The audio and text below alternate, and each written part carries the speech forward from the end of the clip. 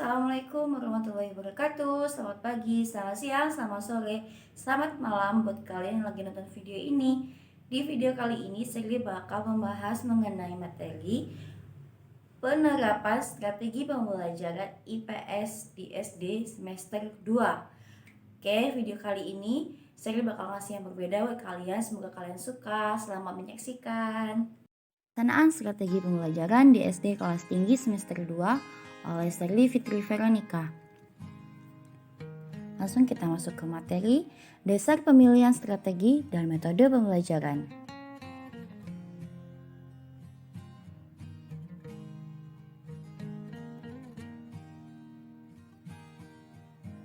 Apa yang harus dilakukan oleh pengajar dalam memilih strategi dan metode pembelajaran secara tepat dan akurat? Mari kita simak penjelasan berikut ini. Menurut Nanan Sutjana 1989 dan Niknas 2008 menyatakan proses pemilihan berdasarkan beberapa penetapan, antara lain 1. Menetapkan tujuan pembelajaran. Tujuan pembelajaran dapat menentukan suatu strategi harus digunakan guru. Misalnya, seorang guru IPS kelas 4 semester 2 menetapkan tujuan pembelajaran agar peserta didik dapat mendemonstrasikan perbedaan budaya di Indonesia.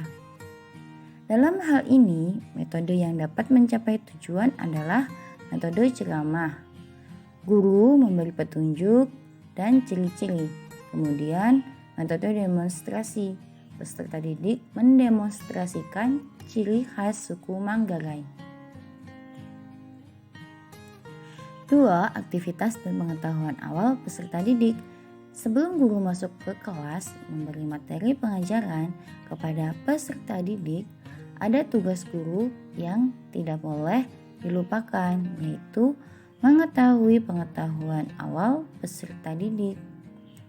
Untuk mendapat pengetahuan awal peserta didik, guru dapat melakukan pre-test tertulis, tanya jawab di awal pelajaran.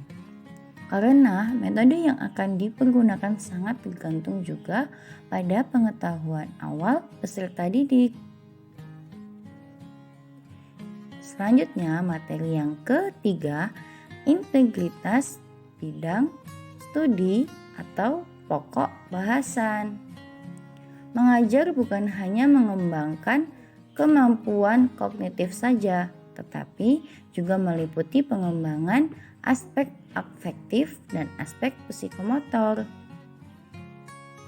Metode yang dipergunakan tidak terlepas dari bentuk dan muatan materi dalam pokok bahasan yang disampaikan kepada peserta didik.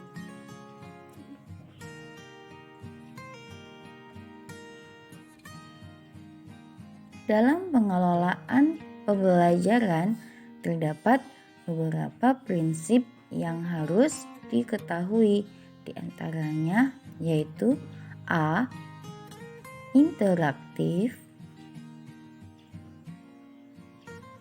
B.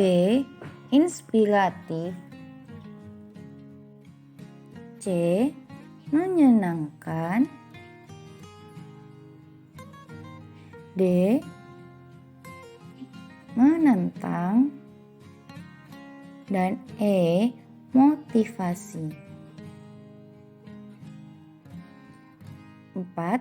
Alokasi waktu dan sarana penunjang.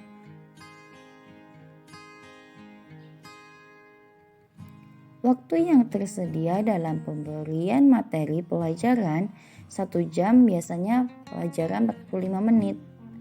Maka metode yang dipergunakan dirancang sebelumnya, termasuk dalam perangkat penunjang pembelajaran. Perangkat pembelajaran itu dapat dipergunakan oleh guru secara berulang-ulang, seperti transparan, card, video pembelajaran, film, dan sebagainya.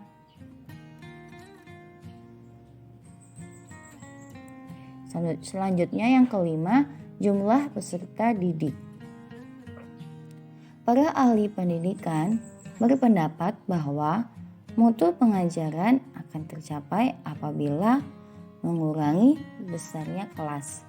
Sebaliknya, Pengelolaan pendidikan mengatakan bahwa kelas yang kecil-kecil cenderung tingginya biaya pendidikan dan latihan.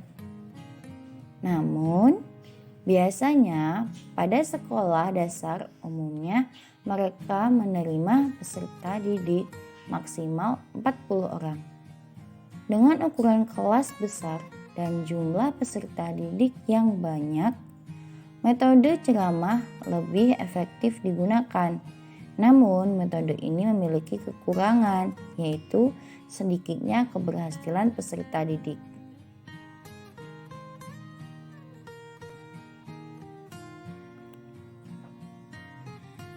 Selanjutnya materi yang ke-6, pengalaman dan kewibawaan. Mengajar. Guru yang baik adalah guru yang berpengalaman. Kriteria guru berpengalaman yaitu dia telah mengajar selama lebih kurang 10 tahun. Di samping berpengalaman, guru harus berwibawa. Kewibawaan merupakan syarat mutlak yang bersifat abstrak bagi guru, karena guru harus berhadapan dan mengelolaan peserta didik yang berbeda latar belakang akademik dan sosial. Selanjutnya mengenai komponen strategi pembelajaran. Berdasarkan rumusan komponen strategi pembelajaran yang dikemukakan ahli secara garis besar dapat dikelompokkan menjadi 1. Komponen pertama yaitu urutan kegiatan pembelajaran. 2. Komponen kedua yaitu metode pembelajaran.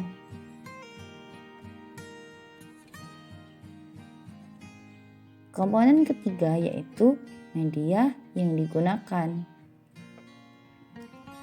Komponen keempat adalah waktu tatap muka.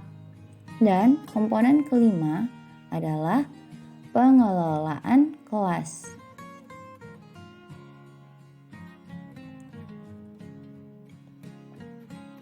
Selanjutnya mengenai tahap pembelajaran.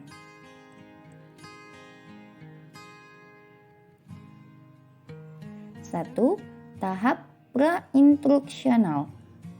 Tahap pra-instruksional adalah tahapan yang ditempuh guru pada saat ia memulai proses belajar dan mengajar. Tujuan tahapan ini adalah mengungkapkan kembali tanggapan peserta didik terhadap bahan yang telah diterimanya. Yang kedua, tahap instruksional. Tahap kedua adalah tahap pengajaran atau tahap inti, yakni tahap memberikan bahan pelajaran yang telah disusun guru sebelumnya. Yang ketiga, tahap evaluasi atau tindak lanjut.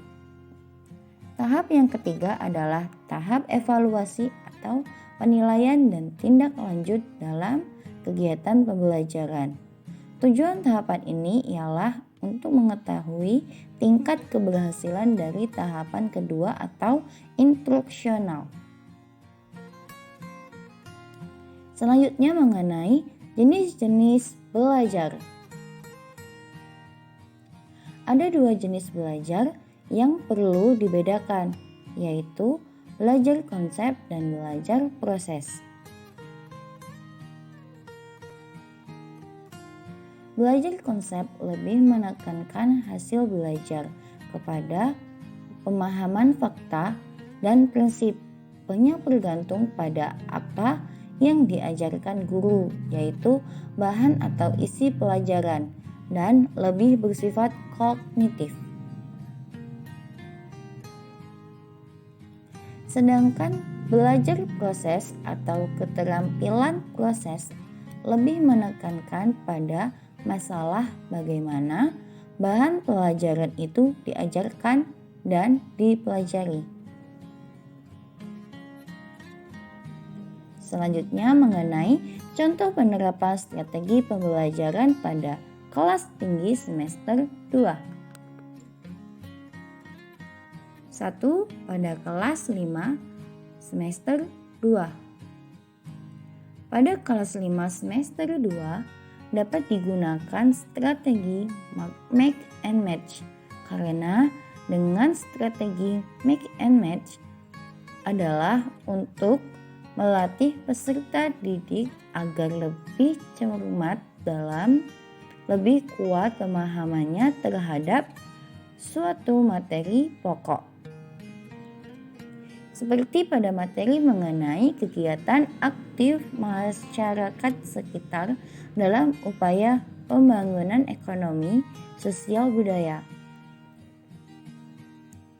Yang kedua, pada kelas 6 di semester 2. Pembelajaran dengan strategi pembelajaran preview, question, read, relate, recite, review atau PQ4R berbantuan media gambar menekankan aktivitas siswa dan guru melalui langkah-langkah membaca sekilas, penyusunan pertanyaan, baca intensif, memecahkan masalah, menguraikan, membaca uraian intisari.